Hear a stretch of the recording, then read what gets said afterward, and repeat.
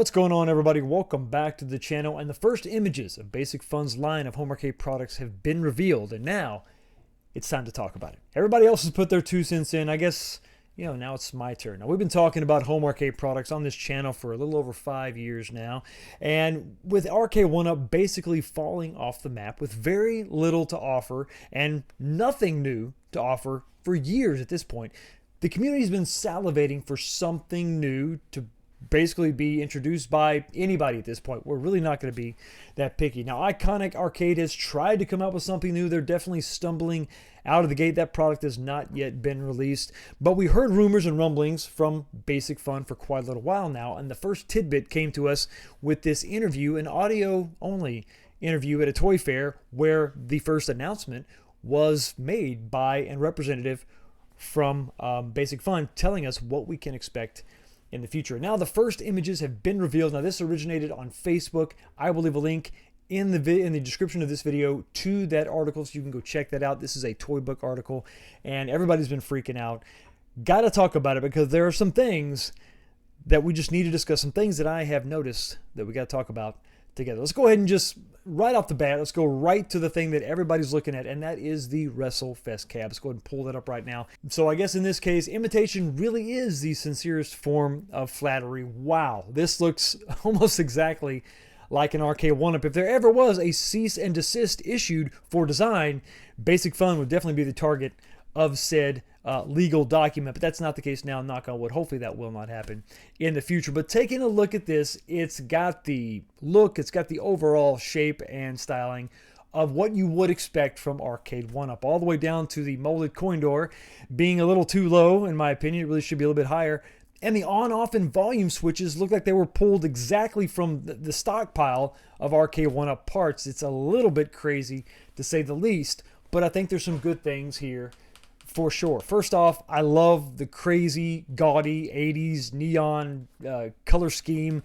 I know this artwork probably is not final, but I really don't care. So far, I like what I'm seeing. I like the inspiration, and I like almost all of the shape. Now, bear in mind, this is going to be a 3/4 scale cab.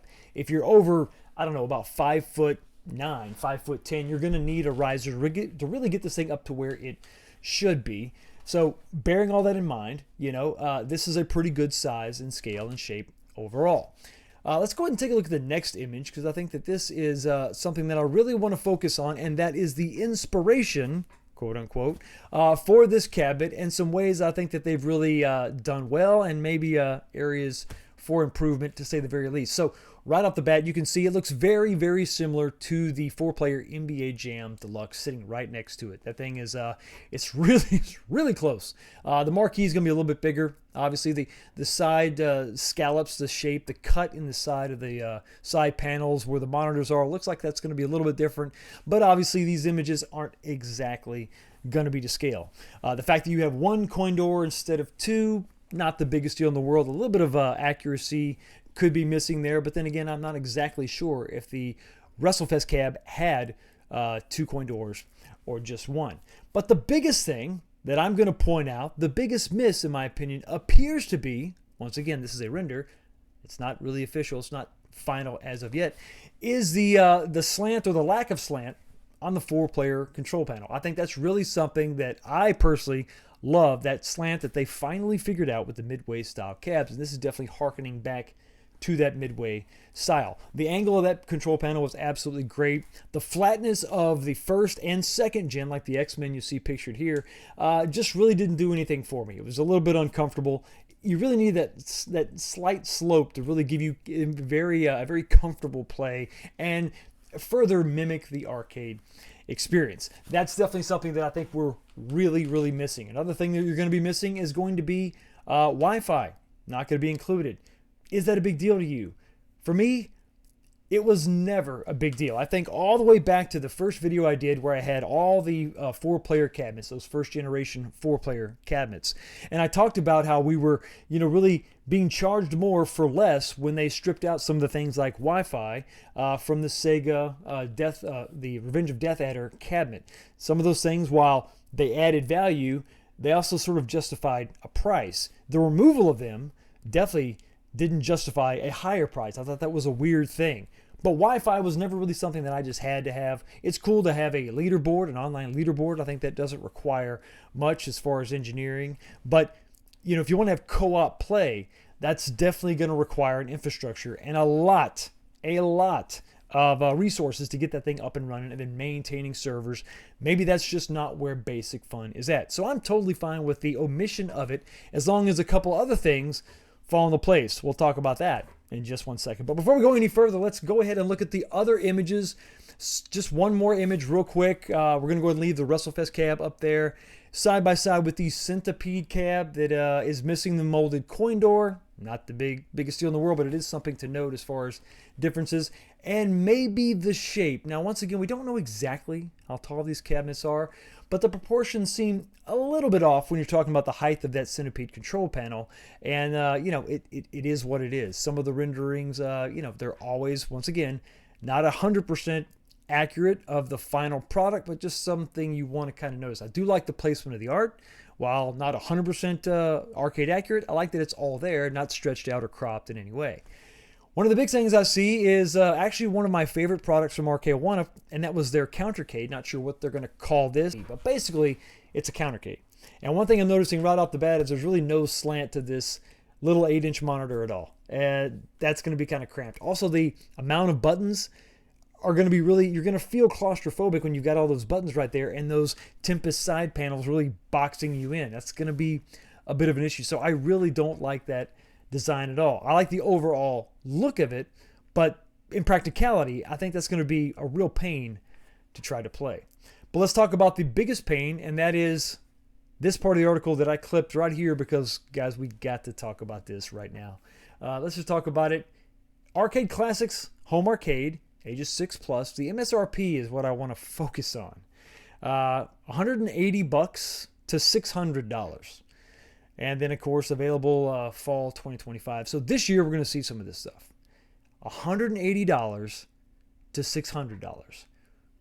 This is where we have a big problem. This is where you could have, maybe really just shocked everybody, or just, I don't know, just maybe comforted everyone by introducing a price point that fits into the current landscape. Because that's one thing that Basic Fun has going for them.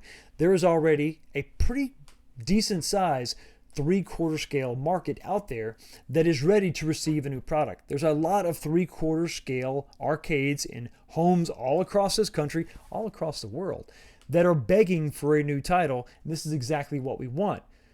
But there's also a preconceived notion or an existing thought pattern or an opinion of the price and what we're willing to pay.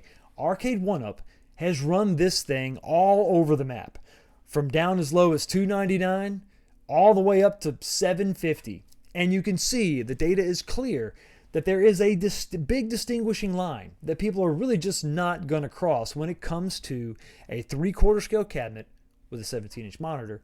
And that's that $499 DMZ. That's the line you do not cross. If you're going to cross that, you better come with something awesome. You better come with something great. Some people will say that WrestleFest is that title. And maybe for you, it's a bucket list cab. You haven't bought anything in a while because Arcade1Up has basically brought nothing to the table in quite some time. Maybe you're willing to pay of what I think is going to be the top tier price of $600. Yes, basically a NBA Jam cabinet deluxe for $600. Now, you're probably going to say, well, it's going for about $550 now. Yeah, but nobody's buying that, and it's not currently listed for that. That's a $499 cab all day long, but it is 4-player. It does have Wi-Fi. It's got 3 versions of the game on it, and it's from a well-established company. Basic Fun is not there yet. Now, I am doing a little bit of speculation. Maybe the WrestleFest cab won't be the top tier. And if it's not, well, then let me ask you, what is? WrestleFest without Wi-Fi in a market that didn't have Arcade1Up probably wouldn't be a big deal at $600. But in a market, in a reality where Arcade1Up has been around for 5 years, over $500 is like a no-go zone. If you go over $500, people are going to expect certain things. And if WrestleFest is $600, I just don't see it happening. I just don't see a lot of people getting this. whenever we understand, we've been here many, many times before, just because that's your MSRP doesn't mean that's what we're going to really pay.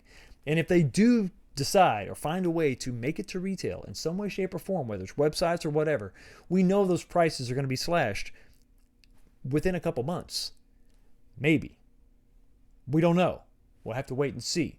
But I think that having WrestleFest at $600, if that's the price, and I acknowledge that may not be the price, but top tier product, top tier license, WrestleFest is most likely going to be the $600 cab.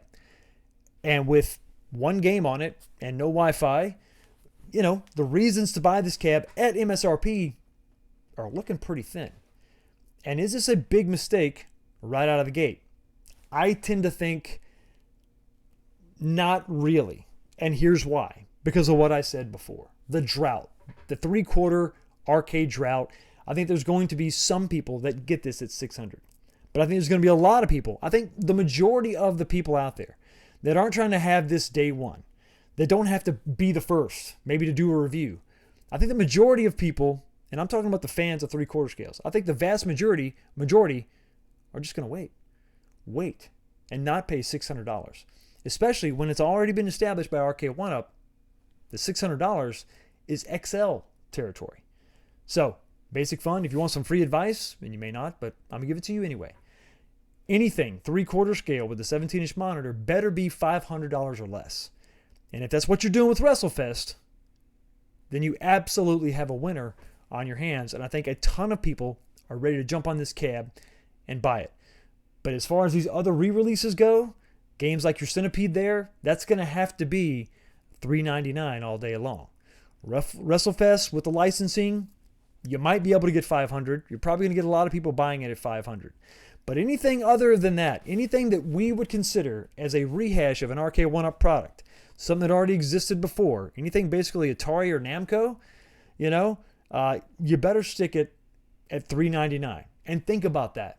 Deluxe scale, deluxe dimension form factor for $399 is exactly where these things need to be, especially when you don't have to worry about Wi-Fi and the infrastructure of multiplayer, online multiplayer, and all that.